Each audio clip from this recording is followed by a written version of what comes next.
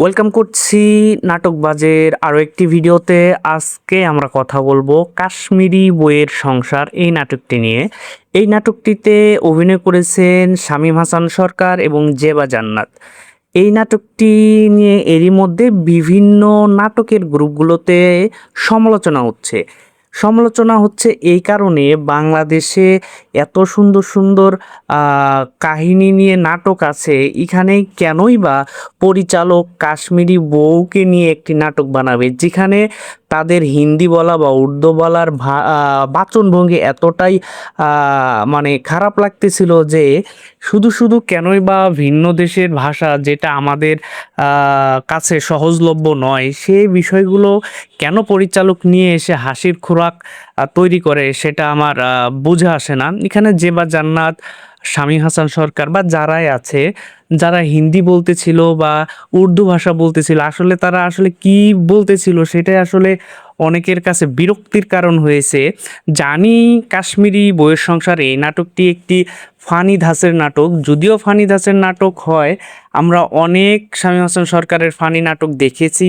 তো সব কিছু বিবেচনা করলে কাশ্মীরি বইয়ের সংসার এই নাটকটা আসলে একটা জগা খিচুড়ি। মানে আমাদের বাংলা নাটক ইন্ডাস্ট্রি যে ধীরে ধীরে উপরে উঠতেছে, তাদের হয়তোবা ওই ধারণাই নাই যে আমরা আসলে কি কাজ করতেছি। এই যে বাংলা নাটকের পরিচিতি সারা বিশ্বব্যাপী, সেটি আসলে তাদের কাজকর্মে দেখলেই বোঝা যায়। এত নিম্নমানের স্ক্রিপ্ট, নিম্নমানের অভিনয় দিয়ে আমাদের নাটক ইন্ডাস্ট্রিকে কুলুষিত করার একটা চেষ্টা করতেছে এইসব অভিনয় শিল্পীরা। শামীম হাসান সরকারের বিসিএস এই নাটকটি যারা দেখেছেন তো অনেকেই বলছেন যে একদম মাস্টার ক্লাস অভিনয় করেছে। শামীম হাসান সরকার এখন ব্যাচেলার পয়েন্টে অভিনয় করতেছে।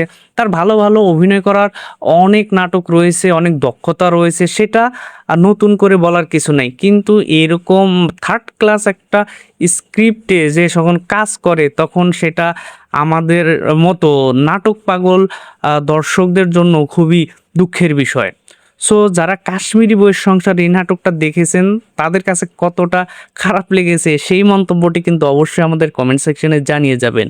আর হ্যাঁ, বাংলা নাটককে যারা ভালোবাসেন তারা কোথা থেকে দেখছেন, বাংলাদেশের কোন জেলা থেকে দেখছেন বা পার্শ্ববর্তী দেশ ভারত থেকে কে কোন রাজ্য থেকে আমাদের ভিডিওগুলো দেখে থাকেন, বাংলা নাটক দেখে থাকেন, তারা কিন্তু জানাবেন। আর সবচেয়ে ইম্পর্টেন্ট হচ্ছে আমাদের প্রবাসী ভাই বোনেরা যারা দূর প্রবাসী থেকেও বাংলা নাটকের পাশে থাকে, বাংলা নাটকের খোঁজ খবর রাখে এবং বাংলা নাটক দেখে, তাদের কথাগুলোও কিন্তু আমরা জানতে চাই। তারা অবশ্যই আপনাদের মতামত আমাদের কমেন্ট সেকশনে জানিয়ে যাবেন আর বলে যাবেন এরকম থার্ড ক্লাস নাটক কি আপনারা চান কিনা। এবং আমরা আশা করি আমাদের ভিডিওগুলো যদি কোনো পরিচালক দেখে থাকেন এবং ইন্ডাস্ট্রির অনেক নীতি নির্ধারকরা যদি দেখে থাকেন তাহলে অবশ্যই এই বিষয়গুলো নিয়ে খেয়াল রাখবেন যে এরকম থার্ড ক্লাস স্ক্রিপ্টে যেন আর নাটক না হয়ে থাকে। তো আজকের ভিডিওটা আমরা এখানেই শেষ করছি। আশা করি আপনারা বুঝতে পেরেছেন আমরা কি বলতে চেয়েছি। তো আমরা আশা করি সামনে আরও ভালো ভালো নাটক যেভাবে আসতেছে, আরও ভালো নাটক আসবে আমাদের ইন্ডাস্ট্রিতে, সে আশা ব্যক্ত রেখে আজকের ভিডিওটা আমরা এখানে শেষ করছি। দেখা হচ্ছে পরের আরও ভালো কিছু নাটকের আপডেট ভিডিওতে। ততক্ষণ মধ্যে ভালো থাকবেন, সুস্থ থাকবেন, বাংলা নাটকের পাশে থাকবেন। আর অবশ্যই নাটকবাজ চ্যানেলকে সাবস্ক্রাইব করে যাবেন। ধন্যবাদ এতক্ষণ সময় দিয়ে পাশে থাকার জন্য।